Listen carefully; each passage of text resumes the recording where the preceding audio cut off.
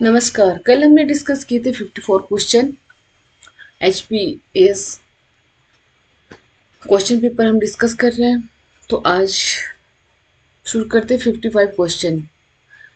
Which position India got in the global innovation index 2024? Global innovation index 2024 में भारत को कौन सा स्थान मिला है? भारत को मिला है 39वां स्थान। Question number 56, arrange the following tectonic plates of world from north to south.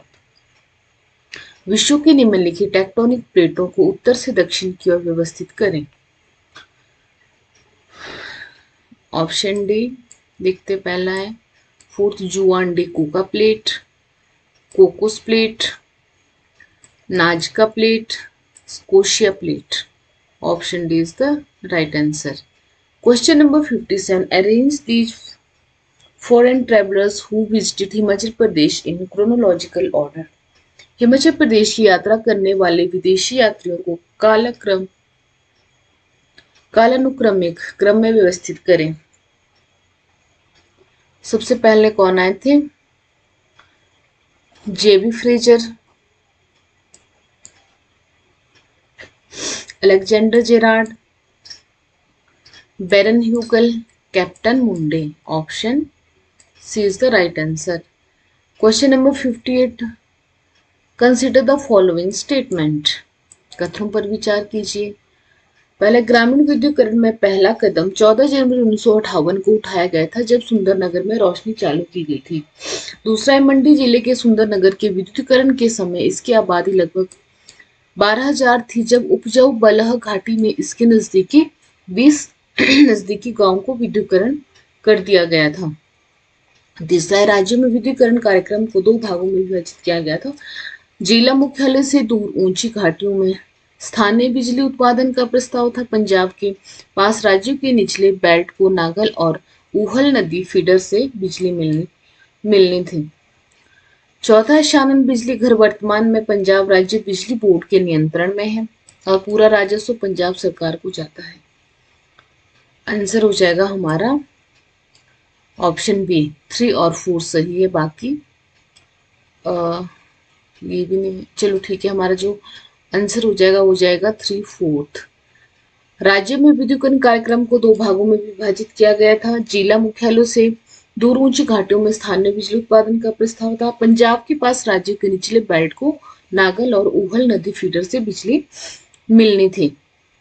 Fourth है, शान बिजली घर वर्तमान में पंजाब राज्य बिजली बोर्ड के नियंत्रण में है और पूरा राजस्व पंजाब सरकार को जाता है। ये हमारे सही हो जाएंगी 3 और 4।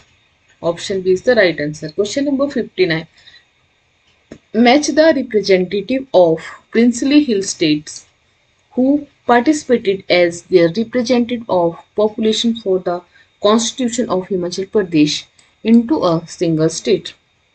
हिमाचल प्रदेश को एक राज्य बनाने के लिए जनसंख्या के प्रतिनिधि के रूप में भाग लेने वाले पहाड़ी रियासतों के प्रतिनिधियों का मिलान करें।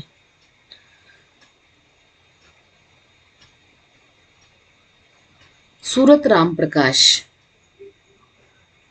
ठियोग, हीरत सिंह पाल, भज्जी, भास्कर नंद, बघाट, सालिग्राम तेजता जुप्पल। ऑप्शन से right answer. Question number 60, what is the Audible range of sound for the average human ear.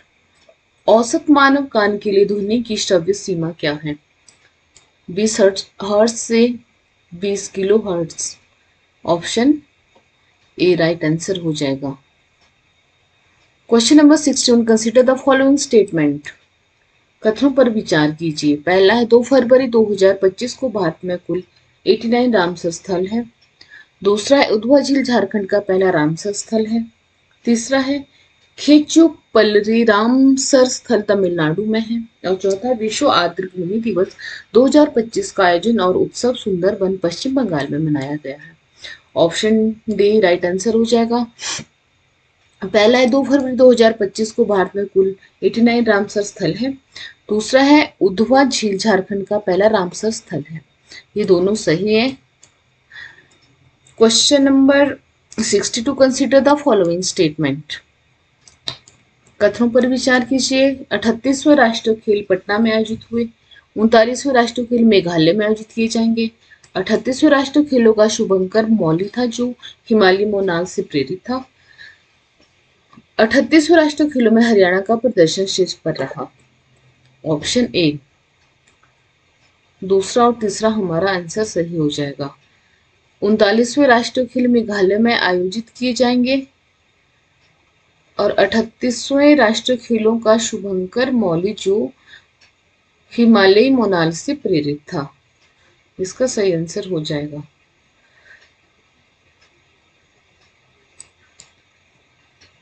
Question number 63, consider the following statement. Hyderabad के 6वें निजाम मीर मोहम्मद अली खान भारत के एकमात्र शासक थे जिन्हें हिज एक्सालेटेड हाईनेस की उपाधि दी गई थी। माउंटबेटन योजना के आधार पर ब्रिटिश संसद ने 28 जुलाई 1947 को भारतीय स्वतंत्रता अधिनियम 1947 पारित किया। तीसरा, धौलपुर रियासत के राजा ने आंखों में आंसू भरकर माउंटबेटन से कहा कि इससे हमारे पूर्वजों और आपके सम्राट के पूर्वजों का पुराना रिश्ता टूट गया जो 1765 से चला आ रहा था। क्रिप्स प्रस्ताव एक ऐसे बच्चे के साथ जो अभी भी पैदा नहीं हुआ था अन्यायपूर्ण व्यवहार करने का एक असफल प्रयास था। Pattabhi Sitaramayya. Option B is the right answer. 3 और 4 सही हो जाएंगे। धौलपुर रियासत के राजा ने आंखों में आंसू भरकर माउंटबेटन से कहा कि इससे हमारे पूर्वजों और आपके सम्राट के पूर्वजों के पुराना रिश्ता टूट जाएगा जो 1765 से चला आ रहा है। और फोर्थ है, क्रिप्स प्रस्ताव एक ऐसे बच्चे के साथ जो भी पैदा भी नहीं हुआ था अन्यायपूर्ण व्यवहार करने का एक असफल प्रयास था। Pattabhi Sitaramayya. Question number 64, following statement. कथनों पर विचार कीजिए। आधुनिक समय में किसी भी वायसरॉय को लिटन की तुलना में तीखी आलोचना का सामना नहीं करना पड़ा है। P E Roberts. दूसरा, वर्ष 1907 में डी.के. कर्वे ने मुंबई में भारतीय महिला विश्वविद्यालय की स्थापना की। तीसरा, दक्षिण भारतीय उदारवादी संघ को बाद में जस्टिस पार्टी के रूप में जाना जाने लगा। फोर्थ है, बिपिन चंद्रपाल ने यूनाइटेड इंडियन पेट्रियट एसोसिएशन की स्थापना की। ऑप्शन ए हमारा सही हो जाएगा। 1 और 3। पहला है हमारा, आधुनिक समय में किसी भी वायसरॉय को लिटन की तुलना में तीखी आलोचना का सामना नहीं करना पड़ा। P E Roberts. और तीसरा है हमारा, दक्षिण भारतीय उदारवादी संघ को बाद में जस्टिस पार्टी के रूप में जाना जाने लगा। Question number 65, in which year the cooperative credit society act was pass. सहकारी ऋण समिति अधिनियम किस वर्ष पारित किया गया था। Option C 1904। Consider the following statement. Question number 66, त्वरित सिंचाई लाभ कार्यक्रम 1996 से स्थानों में शुरू किया गया। कमांड क्षेत्र विकास कार्यक्रम 2014-15 में शुरू किया गया। जल विज्ञान परियोजना 1974-75 विश्व बैंक की सहायता से भारत सरकार द्वारा शुरू की गई। प्रधानमंत्री कृषि सिंचाई योजना 2015-16 के दौरान शुरू की गई। ऑप्शन ए पहला आ जाएगा हमारा, त्वरित सिंचाई लाभ कार्यक्रम 1996 में शुरू की गई। और फोर्थ है, प्रधानमंत्री कृषि सिंचाई योजना 2015-16 में शुरू की गई। Question number 67, following the statement. Bharat में ठंडा शुष्क मौसम मध्य सितंबर से मध्य दिसंबर तक रहता है। दूसरा है, अक्टूबर में चक्रवात बंगाल की खाड़ी में 8 डिग्री और 14 डिग्री नॉर्थ के बीच बनते हैं। तीसरा, कोरोमंडल तटीय क्षेत्र में 90% से अधिक वर्षा ग्रीष्म ऋतु के दौरान होती है। चौथा, अक्टूबर और नवंबर महीने में केरल में प्राथमिक वर्षा ऋतु का प्रतिनिधित्व करते हैं। ऑप्शन सी 1 और 2। भारत में ठंडा शुष्क मौसम मध्य सितंबर से मध्य दिसंबर तक रहता है और अक्टूबर में चक्रवात बंगाल की खाड़ी में 8 डिग्री और 14 डिग्री के बीच बनते हैं।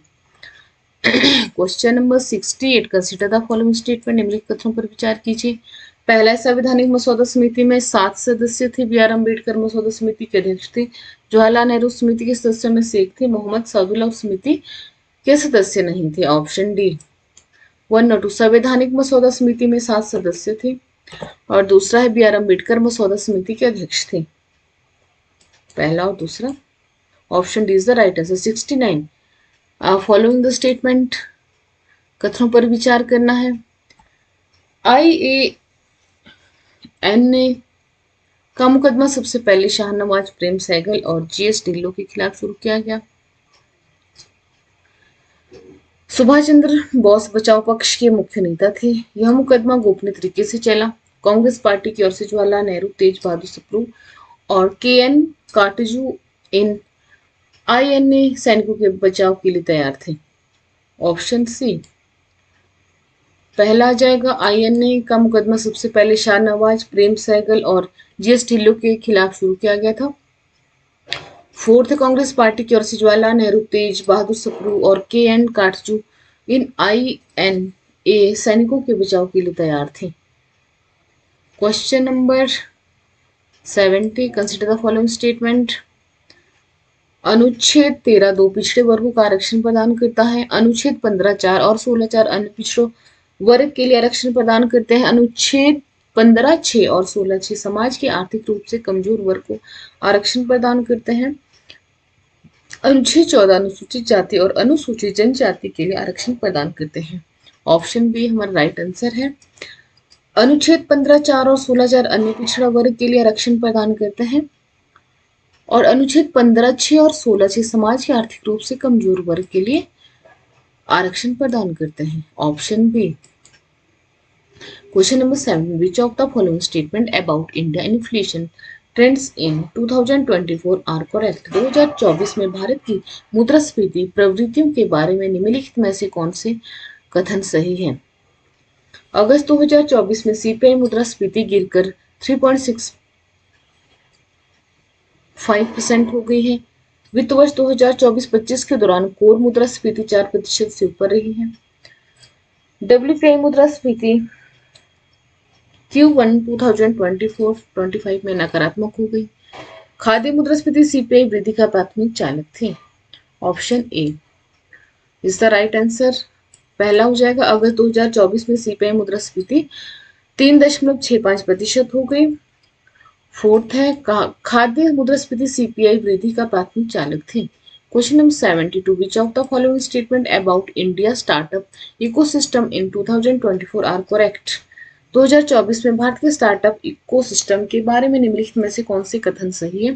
पहला है, भारत में 1.17 लाख से अधिक मान्यता प्राप्त स्टार्टअप है। स्टार्टअप इंडिया सीड फंड योजना ने 1000 करोड़ रुपए वितरित किए हैं। तीसरा, 2020 से यूनिकॉर्न स्टार्टअप की संख्या दोगुनी हो गई है। और चौथा है, स्टार्टअप सलाहकार परिषद 2024 में भंग कर दी गई। ऑप्शन सी 1 और 2। भारत में 1.14 लाख से अधिक मान्यता प्राप्त स्टार्टअप थे। स्टार्टअप इंडिया सीड फंड योजना ने 1000 करोड़ रुपए वितरित किए। ऑप्शन सी सही हो जाए। Consider the following statement. कथनों पर विचार कीजिए। मिट्टी पृथ्वी पर जल जीवन के लिए महत्वपूर्ण है। बर्फ द्वारा भूमि की सतह को हटाने को प्रदन के रूप में जाना जाता है। चिकनी और दोमट मिट्टी का उपयोग बर्तन बनाने के लिए किया जाता है। चिकनी मिट्टी का उपयोग कपास की फसल उगाने के लिए किया जाता है। ऑप्शन ए पहला है, मिट्टी पृथ्वी पर जीवन के लिए महत्वपूर्ण है। और दूसरा है, बर्फ द्वारा भूमि की सतह को हटाने को प्रदन के रूप में जाना जाता है। Question number 74, following statement. कथनों पर विचार कीजिए। पहला, अवतल दर्पण हमेशा वास्तविक प्रतिबिंब बनाता है। दूसरा, पर्दे पर वास्तविक प्रतिबिंब प्राप्त नहीं किया जा सकता। अवतल लेंस हमेशा आभासी प्रतिबिंब बनाता है। फोर्थ, श्वेत प्रकाश 7 रंगों से बना होता है। Option C. थर्ड और फोर्थ, अवतल लेंस हमेशा आभासी प्रतिबिंब बनाता है। श्वेत प्रकाश 7 रंगों से बना होता है। Question number 75, consider the following statement. पहला है, विश्व सामाजिक न्याय दिवस 28 फरवरी को मनाया जाता है। विश्व सामाजिक न्याय दिवस 2025 का विषय सामाजिक संरक्षण को सशक्त बनाना था। तीसरा, विश्व सामाजिक न्याय दिवस की स्थापना 2007 में UNGA द्वारा की गई थी। चौथा, विश्व सामाजिक न्याय दिवस बेरोजगारी, सामाजिक बहिष्कार और गरीबी से निपटने के लिए मनाया जाता है। ऑप्शन सी 3 और 4। विश्व सामाजिक न्याय दिवस की स्थापना 2007 में UNGA द्वारा की गई थी। विश्व सामाजिक न्याय दिवस बेरोजगारी, सामाजिक बहिष्कार और गरीबी से निपटने के लिए मनाया जाता था। क्वेश्चन नंबर 76, वो स्टेटमेंट है। अटाकामिया एक तटीय रेगिस्तान है। रुबेल खाली एक ठंडा रेगिस्तान है। सहारा रेगिस्तान में प्रतिवर्ष 50 सेंटीमीटर से अधिक वर्षा होती है। ठंडे रेगिस्तानों का वार्षिक तापमान सामान्यतः 2 से 25 डिग्री सेल्सियस होता है। ऑप्शन बी 1 और 4। अटाकामिया एक तटीय रेगिस्तान है और ठंडे रेगिस्तानों का वार्षिक तापमान सामान्यतः 2 से 25 डिग्री सेल्सियस होता है। Question number 7, consider the following statement regarding public finance of Himachal Pradesh. Himachal Pradesh के सार्वजनिक वित्त के संबंध में निम्नलिखित कथनों पर विचार कीजिए। पहला है, वर्ष 2024-25 के बजट अनुमान के अनुसार कुल व्यय में से राजस्व व्यय का हिस्सा लगभग 80% है। दूसरा है, वर्ष 2022-23 के दौरान जीएसटीपी के प्रतिशत के रूप में ऋण 75.33 तक पहुंच गया है। तीसरा है, वर्ष 2024-25 के लिए कुल राजस्व के प्रतिशत के रूप में राज्य का अपना कर राजस्व बढ़कर 27.4 हो गया है। वित्त वर्ष 2024-25 के दौरान शिक्षा और स्वास्थ्य क्षेत्र को क्रमशः 9,995 और 8,575 करोड़ रुपए आवंटित किए गए। Option A right answer. पहला है, वर्ष 2024-25 के बजट अनुमान के अनुसार कुल व्यय में से राजस्व व्यय का हिस्सा लगभग 80% है।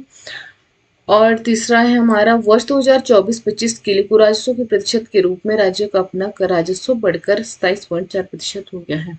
Question number 17, according to the PLFS 2023-24 share of secondary and territory sector in employment